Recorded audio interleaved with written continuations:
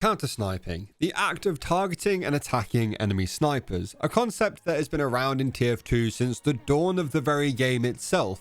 A ridiculously toxic feeling concept, but genuinely also very useful gameplay tactic that actually helps teams win games. Sniper is one of the most potentially overpowered classes in the entire game.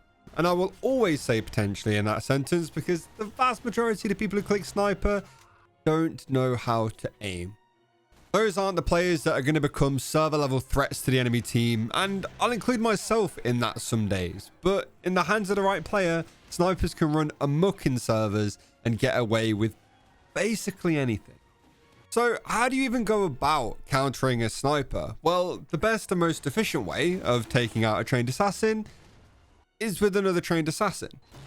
Most kill streaks I have gone on as a sniper have always been ended by another person playing the same class as me. They have all of the same advantages you do. They don't have to get close to you to kill you. They can kill you without you even seeing them.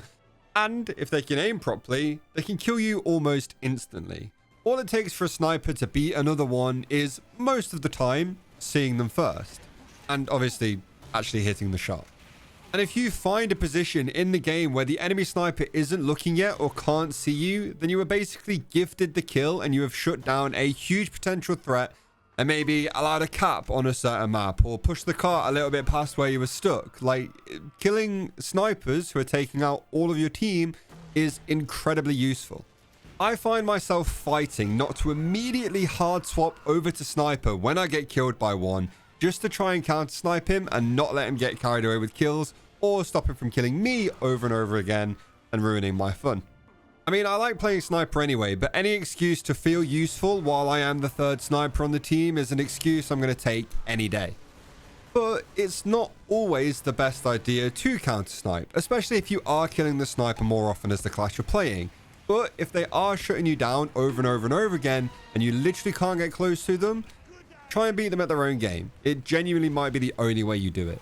But if you're not struggling to kill them some of the time as the class you're playing and then you get a few other kills as well, then you might want to think about whether or not swapping to sniper will actually help you get more kills or if it's going to stop you from getting kills because you're only looking at the sniper.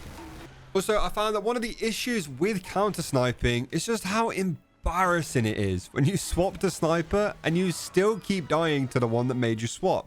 Don't get me wrong, it's a great feeling whenever you do make somebody swap and kill them, but if you do that and you end up getting headshot the second you turn the corner, that's really embarrassing.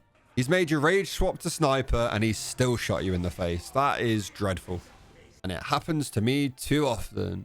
It's a bit like my worst weapons to die to video. Any of those weapons are the same. Like if you swap to use that weapon after you've died to it and you still lose, it just makes you look down at your hands and wonder what on earth you're doing and why you can't get a kill. And a lot of the time you end up kind of just sitting there feeling really, really stupid. On the flip side though, seeing your team actually be able to move and play the game because you're shutting down the enemy sniper or snipers is a brilliant feeling. Will you get much credit for doing that? Probably not. You're playing casual. I don't really know what you want, but you will get to know that you were one of the reasons that the team actually managed to win. The maps also make a huge difference when it comes to counter sniping. Some maps like Payload are quite fun to counter snipe on because of how many different angles you have at different stages of the map. Trying to take on that defending sniper as an attacker is something I also really enjoy as well because I enjoy playing TF2 very aggressively. Live or die, do not care. As long as I get, a couple of kills. But playing on a map like Harvest, and it really pains me to say anything bad about Harvest, but you're probably peeking an angle and there's a good chance that 5 of the snipers could be looking at your one spot from 5 different angles and you can't do anything about that. Other than that though, Harvest is great. I do love it. Some maps are a lot better to counter snipe on though, and some King of the Hill maps themselves are also really good to counter snipe on. Just the way Harvest is set up, it means it is quite hard to counter snipe if there's 1 or 2 snipers that are playing different parts of the map. Something I would recommend if you're going to actually try and adapt counter sniping into your gameplay is to try and use angles that you wouldn't expect people to pick from.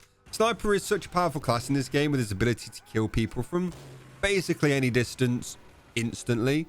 that sitting in a slightly different angle to where your enemies are going to be expecting you gives you, one, a little bit more time to try and shoot them because they don't see you straight away, and two, the element of surprise. I love playing off angles when I snipe, angles that don't make a whole lot of sense for a sniper to be sitting in, but that's why they work so well, especially if the enemy sniper isn't used to having to check those. This is kind of why aggressive sniper also works quite well, because why is there a sniper on the front line? That doesn't make any sense. If you mix in weird angles with regular ones while pushing or defending, the opposing sniper could actually have 3 or 4 different spots to check every single time he tries to peek and kill you, which basically makes that impossible. But I would say just play around in a bunch of different maps that you actually enjoy playing and find weird spots to sit in that you might not think to check. And I do genuinely believe this is an incredible way of improving at sniper, and knowing those spots as well might also help you with a bunch of other classes because you'll be checking them. So if somebody does find that spot and tries to use it as sniper, you'll know to look at it. To be honest, just exploring a lot of the maps a bit more than you normally would gives you a huge advantage anyway, because you'll know where everything is. How many times on certain maps have you just skipped all the other rooms because that's not where the payload's going? Explore the maps, figure out where all the health is, figure out where the ammo is, figure out any weird side paths they have that other classes might use. It's just incredibly useful to have some kind of knowledge about the map you're playing on. There is a type of sniping that I wouldn't recommend doing, however, and that is called second scoping. Basically, what second scoping is waiting for the enemy sniper to scope in so his movement speed slows down, and then you scope in and hit his head first. You might end up accidentally doing this in a sniper duel every now and then, and that's fine because you're not really doing it on purpose. You're both zooming in as soon as you can. But it just feels a little bit scummy waiting for the enemy to slow down first before you shoot at them. And it doesn't help your sniping ability at all either. Because if you rely too heavily on second scoping, you are always going to be the last sniper to shoot their shot. So as soon as you're going up against an enemy who is actually good at the game and who is able to shoot you in the face as sniper, you're going to give yourself a disadvantage immediately because you're waiting for him to shoot you. There is nothing to say that any sniper you are trying to shoot at or second scope isn't able to just pop you in the face the second they scope in themselves. If you're able to just scope in and hit the enemy sniper first, that will make you a better sniper in the long run because you don't have to wait for the enemy to slow down. You can just zoom in and pop them if they're sitting and waiting for you to try and second scope you. You're cheating yourself out a really good aim experience by second scoping exclusively. You're not going to get much better if you have to wait for the second sniper to slow down and stand still basically before you can shoot them. I really enjoy playing sniper as a counter sniper. There's so many games I get into not really meaning to play sniper at all, but then as soon as I get sniped from somewhere a couple of times, the urge comes back quickly to make me swap over and have a fun game trying to beat the sniper that caused me problems before. A lot of the time it does feel like it's a play style designed to make sure the other person is having far less fun than they were 2 minutes ago. So it does feel quite toxic, but if you're not being a dick about it, you're kind of just doing your job. Like, taking out other snipers inherently is the sniper's job. Like, yeah, technically the spy is meant to be the counter, but there's nothing better that counters a sniper than another sniper. We've been over this. And actually being good at counter sniping and shutting down enemy snipers allows the rest of your team members to actually play their roles as well and do what they're meant to be doing in the game. But at the end of the day, realistically, if you're playing casual, they probably aren't doing what you want them to anyway. Thank you all so much for watching. See you next time.